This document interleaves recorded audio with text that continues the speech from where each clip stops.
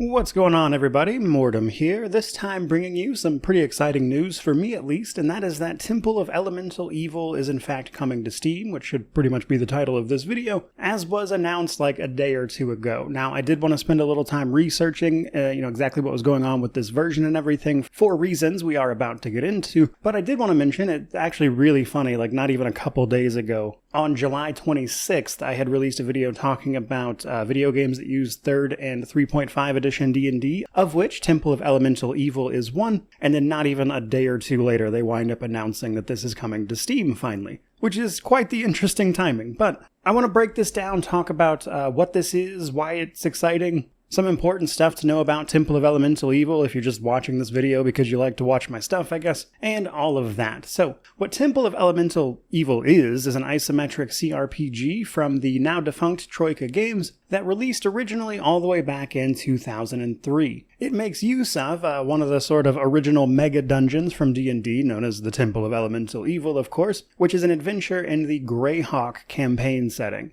Little different from the Forgotten Realms, which you are likely more familiar with, as that is where almost everything is set these days. And it's remarkable for more than a few reasons: the way it handles your party's entire morality, its implementation of D&D 3.5e, my personal favorite edition and everything. And we'll talk more about that in a second, because why is this coming to Steam something that matters? Well, you see, there's actually two reasons that's a big deal. The first being that this game has only been available to buy on GOG for a very long time. And while it's great that it was available somewhere, it being on Steam is already just going to make it more available to more people, which is going to be better. But the other thing is, while the GOG version was remarkable in the sense that it was basically the only way to play this game, it came with some pretty big problems, that being that the game likely just wasn't going to work for you, especially on anything modern at all. Almost certainly, if you bought the game over there, when you go to start it, it simply isn't going to run. Now, the way you got around this was two mods known as Circle of 8 and Temple Plus. You'd need to install both of them, and that would usually, if you did it right, get the game running for you, and then you could experience what it had to offer. The issue here, though, is that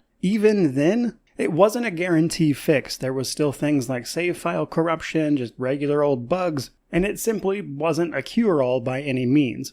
Now, initially, when I heard this news, I was like, oh, maybe they're just bringing the regular GOG version to Steam, and that's kind of going to be the end of it. Well, that's where things get a little more interesting, because my first thought was, who is bringing this to Steam exactly? And it is a company called Sneg, S-N-E-G. Now, when I initially read that, I was like, that sounds familiar, but I can't quite place it. And then, obviously, I did a little bit of research, and it hit me that these are actually the people that brought the old Gold Box classics to Steam as well, back in, I think it was like late 2023. These were also basically unplayable games that, thanks to the work of this particular company, has been brought back to Steam, widely available, playable, that kind of thing. And I mention that because they have some history doing exactly this. And if you look at the new Steam page for Temple of Elemental Evil, they explicitly state that over the years, fans have added a lot to the game and kept it alive in ways we really admire. This version builds on that work, and we're genuinely thankful to everyone who's helped along the way. So I, from that, take that the idea here is to not only port this to Steam, obviously, but to actually get it up and running simply by installing it. And that alone is A, all I want, and B, already a massive quality of life improvement if it actually works out. Now, to sort of throw a wrench in the works there, obviously we will have to see if this actually works out. They currently have this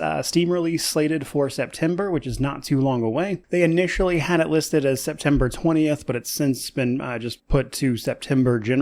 So I don't know if that was just like a placeholder date or what's going on there. But obviously I'm going to review this version, and one of like the main things I want to take a look at is whether or not it actually does what it says, which is, works out of the box. That alone would go absolutely miles for the sake of preserving this game, which is a really special game because it does a lot of things that you just don't see in isometric CRPGs. Its implementation of 3.5e as an example. But now that I've got the exciting bits out of the way, let's actually talk about the release itself and why that is something people should be more excited for beyond just the fact that they'll be able to play it ideally. So, Temple of Elemental Evil is, in this version, 3.5, but it was, in its original version, published as a module or an adventure in 1985 for first edition Advanced Dungeons & Dragons. This particular module is often referred to as, like the grandfather of mega dungeons because of what it did, which is, make a mega dungeon basically. And the game kind of takes that and runs with it. Now, like a fair few other isometric CRPGs from that time, you will actually wind up creating an entire party and then setting the morality for that party. And this actually is really important because it leads to a lot of variation in the campaign itself. Immediately out of the gate, you're going to see different little story snippets based on the morality of your party. Like your intro to how you get involved in this changes,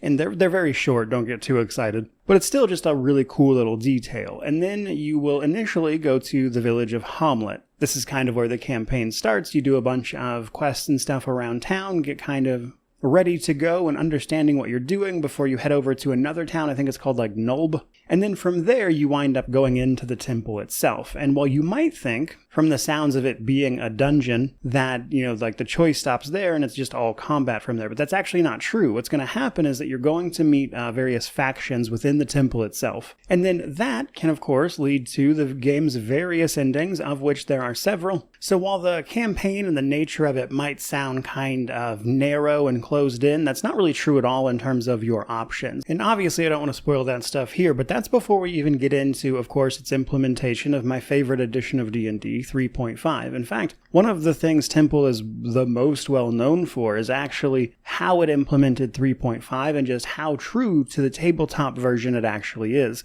And having played it for myself already, I can confirm. But I would say that's like the main important stuff to know, really. And then before I wrap this up, just kind of a few specific notes on my end. Obviously, I'm going to review this because it presents an opportunity to go over both this new version that is coming to Steam that is hopefully more stable and actually works, but also my original review for Elemental Evil here was all the way back in, I think it was like 2021 or maybe the beginning of 2022, something like that. And that's kind of right around when I was just getting started doing this full time, and if I'm being very blunt, I don't think it was a very good review. It's fine. And there's honestly not a lot of content out there on this game, so I think it wound up doing kind of well anyway. But as you grow with pretty much anything and learn new stuff and just kind of get better at things generally, you look at some of your past work and some of it you go, wow, that was especially, I feel, not very good. And I have a couple of reviews like that, and truth be told, Temple is one of them, so this presents an opportunity for me to provide a better review of this and go more in depth in a way that is convenient and a little timely thanks to this new version. So